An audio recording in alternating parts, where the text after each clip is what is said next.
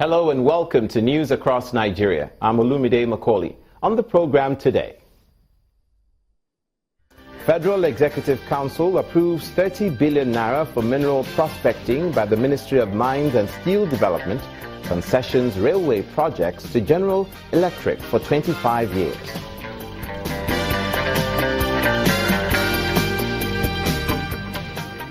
Federal lawmaker urges immigration, parliament and government authorities of African countries to stop illegal migration across the Mediterranean.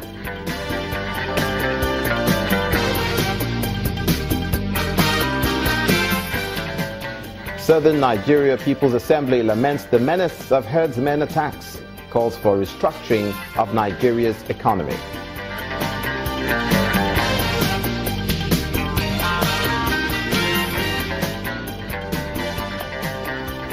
We begin in Abuja, the nation's capital, where the federal government appears to be walking the talk with regard to its policy aimed at diversifying the economy.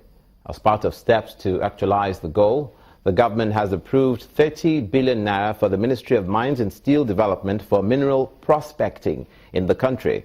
This was one of the decisions taken at today's Federal Executive Council meeting, which took place at the Presidential Villa in Abuja. The council also approved the concessioning of the nation's railway rehabilitation to General Electric for 25 years. A federal lawmaker, Senator Shehu Sahni, is urging the Nigerian Immigration as well as the Immigration Parliament and government authorities of African countries to join in the initiative to stop illegal and dangerous migration across the Mediterranean, which has claimed the lives and futures of thousands of young Africans. Senator Sahni, who met with the Controller General of the Nigerian Immigration Service, Mr. Mohammed Babandede, says the Pan-African Initiative Against Illegal and Dangerous Migration is set to stem the tide of human trafficking which leads to abuse and death by bringing enlightenment and economic succor through joint collaborations. Not only that, Nigeria is currently third amongst countries that have a high rate of illegal migration among citizens, whose citizens are rescued daily across foreign waters following the legislation by Nigeria's National Assembly in 2015 criminalizing smuggling of migrants. The Immigration Controller General says collaboration and sharing of expertise with other African countries is vital to nab the perpetrators. Young people from Nigeria, other West African countries, and East Africa, Central Africa have taken it upon themselves to embark on uncertain journeys in search of better life in Europe. What transpired after such things is that either they die along the way or end up in the hands of terrorists or they end up as drug peddlers. This initiative is to highlight the problem as an African problem that needs an African solution. It's also to draw the attention of the developed world where these bases serve as an enticement to these our young people to do more to economically assist African countries to stem this problem of irregular migration. The National Assembly in 2015 passed a law criminalizing smuggling of migrants. So now that we have a legislation against organized criminal groups who move these people away across national borders, as I said, most of the migrants are ignorant. We can drive the process not only in Nigeria but in the whole of Africa. We have done great by putting it in legislation. You can campaign to make sure all other African countries that have not criminalized smuggling of migrants, trafficking on person, do so. We can provide the expertise for you in that respect. To further ensure the security of lives and property in Nigeria, police authorities have been meeting with various stakeholders in some states across the Federation. The initiative, called the Eminent People's Forum, has been inaugurated in Ondo, Osun and Adamawa states to further encourage residents to work with security operatives on effective policing. Security of lives and property is key in any country. But the effectiveness of agencies charged with that responsibility has been a major concern to every citizen in the midst of political unrest, incessant religious crisis and terrorist attacks. Here at this gathering in Akure, police officers, security agencies, government officials, religious leaders, traditional rulers, as well as top businessmen and women are meeting on how to curb criminality in the state. The Ondo State Commissioner of Police, Hilda Ibifuru Harrison, explains that the imminent People's Forum seeks the cooperation of every citizen in reducing crime.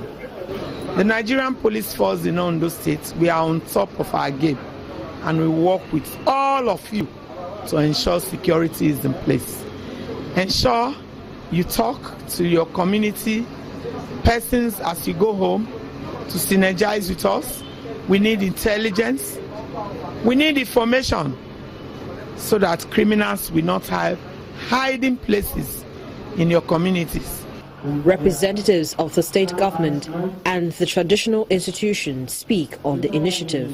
We are all in charge of security. The police cannot do it alone. So everybody must pay attention to what's going on around him or her, and ensure if there's any stranger around you, there's any crime, report the police promptly. 5379. And in neighboring Osun State, the Assistant Inspector General of Police in charge of the zone, Mr. Dam Bature, explains that the new trends of crime call for cordial relationships between the police and the society. We believe policing security is everybody's business, and that is why we felt that we should reach out so that we partner with the community we serve through the eminent persons, and you could see the class of persons that were in attendance. We expect that security will be enhanced. The complexity of emerging criminal behavior may not only threaten personal security, but possesses the capacity to undermine the security of the state. Elsewhere in the northeast, the Adamawa State Commissioner of Police, Mr. Musa Kimo, wants members of the new forum to play their role in intelligence gathering, crime prevention and detection in communities across the state. We walk within the ambit of the law, with fear of God. We are fair, we are neutral, we are professional, and we are fair. I will continue to do that. As the forum finds its roots in parts of the country, the citizens hope that it will aid effective policing that will in turn make Nigeria a safer country. Speaking of making Nigeria a safer country, mutual respect and regard for one another will end ethnic divisions and promote unity in Nigeria. Those are the issues raised at the Southern Nigeria People's Assembly in Umuahia, the Abia state capital. Participants also lament the menace of the Fulani herdsmen and the need to restructure the economy. Members of the Southern Nigeria People's Assembly, consisting of renowned elder statesmen, are here to address some burning national issues affecting the zone and the country as a whole. They believe that Southern Nigeria or any other part of the country should be treated with respect and not with disdain. And some ways this can be done, they say, have been prescribed in the recommendations in the 2014 National Conference report.